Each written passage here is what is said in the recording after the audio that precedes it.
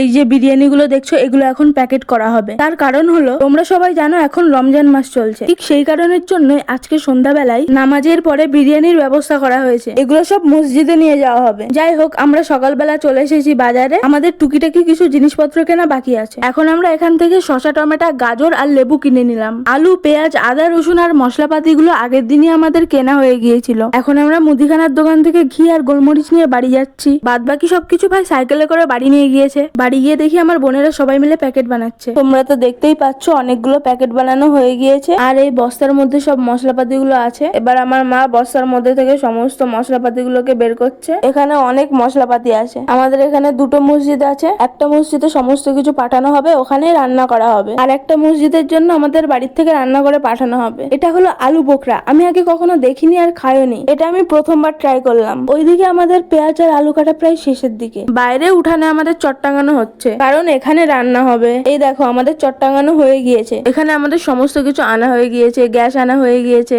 এখন আলুগুলোকে সেদ্ধ করতে দেওয়া হচ্ছে। আলুগুলো এখন প্রায় সেদ্ধ হয়েই গিয়েছে। ওইদিকে আমার মা চালগুলোকে ভিজিয়ে রাখছে। তারপরে এগুলোকে ভালোভাবে ধোয়া হবে। এই যে বোতলগুলো দেখছো এইগুলোকে, আর এই বস্তাগুলোর মধ্যে আছে আলু, পেঁয়াজ, রসুন, মশলাপাতি আরো অনেক কিছু। এই সমস্ত কিছুকে মসজিদে পাঠানো হবে। এখন ভ্যান চলে এসেছে, এইগুলোকে এখন ভ্যানে করে নিয়ে যাওয়া হবে। এই দেখো এখানে আমাদের আলুগুলো সেদ্ধ হয়ে গিয়েছে। এবারে আলুগুলোকে আস্তে আস্তে তুলে নেওয়া হচ্ছে। এই দেখো এখানে মশলাপাতি গুলোকেও আনা হয়ে গিয়েছে। এখন কড়াইতে তেল গরম করা হচ্ছে আলুগুলোকে ভাজার জন্য। এরপরে আস্তে আস্তে আলুগুলোকে দিয়ে দেওয়া হচ্ছে, যাতে আলুগুলো ভালোভাবে ভাজা হয়ে যায়। আলুগুলো ভালোভাবে ভাজা হয়ে গিয়েছে, তাই এখন এগুলোকে তুলে নেওয়া হচ্ছে। এখন আমরা চলে এসেছি এই আদা রসুন গুলোকে মিক্সিতে পেস্ট করার জন্য।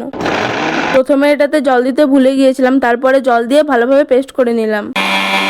এই দেখো আমাদের আদা ভালোভাবে পেস্ট করা হয়ে গিয়েছে। এবার এটাকে আমরা তুলে নেব। এরপরে আমরা রসুন গুলোকেও পেস্ট করে নিলাম। ওইদিকে আমাদের বিরিয়ানির জন্য পেঁয়াজের বেরেস্তা করা হচ্ছে। এই দেখো আমাদের পেঁয়াজের বেরেস্তা হয়ে গিয়েছে। এখন আমার মা আর কাকিমা মিলে মাংসগুলোকে ভালোভাবে ধুচ্ছে। এই দেখো ভেজে রাখা আলুগুলোকে কি সুন্দর লাগছে দেখতে। এখন ভিজিয়ে রাখা চালগুলোকে ধোয়া হবে, তার জন্য এটাকে এখন কলপাড়ে নিয়ে যাওয়া হচ্ছে। আমিও একটু হেল্প করে দিলাম। এখন আমার কাকিমা ভালোভাবে চালগুলোকে ধুয়ে নিচ্ছে। এখন জল উনানে বসিয়ে দেওয়া হয়েছে। এরপর তেজপাতা, দারচিনি, এলাচ, লবঙ্গ এগুলোকে ভালোভাবে ধুয়ে নেওয়া হলো। এরপরে এগুলো হাঁড়ির মধ্যে দিয়ে দেওয়া হলো। এখন এর মধ্যে চালগুলোকে দিয়ে দেওয়া হচ্ছে। এখন দেখো চালগুলো ফুটতে আরম্ভ করে দিয়েছে। চালগুলো খুব ভালোভাবে সেদ্ধ হয়ে গিয়েছে, তাই এখন ভাতগুলোকে তুলে নেওয়া হচ্ছে। এখন ভাতগুলোকে ভালোভাবে ছড়িয়ে দেওয়া হচ্ছে। এরকম আরো 2-3 হাঁড়ি ভাত রান্না করা হবে। আমাদের বাড়িতে 50 জনের জন্য রান্না করা হচ্ছে। এখন আমার কাকা অল্প কিছু জলের বোতল নিয়ে যাচ্ছে। এই দেখো এরই মধ্যে আমাদের আর 1 হাঁড়ি ভাত রান্না হয়ে গিয়েছে। ভাতগুলোকে এখন তোলা হচ্ছে। এদিকে আমাদের স্যালাড গুলোকে কাটা হয়ে গিয়েছে। এই দেখো এখন আমাদের মাংস রান্না হচ্ছে। দেখে মনে হচ্ছে মাংসটা খুবই সুস্বাদু হবে। ওইদিকে আমাদের বিরিয়ানির সব চালগুলো রান্না হয়ে গিয়েছে। আজকে সারাদিনই কিছু খাওয়া হয়নি। এখন 4টে বাজতে চললো, তাই আমার মা বললো 1 পিস মাংসের ঝোল দিয়ে কিছুটা ভাত খেয়ে নে। সত্যি কথা বলতে আমারও খুব খিদে পেয়েছিল, তাই আমি অল্প করে খেয়ে নিলাম। মাংসটা খুবই টেস্টি হয়েছিল।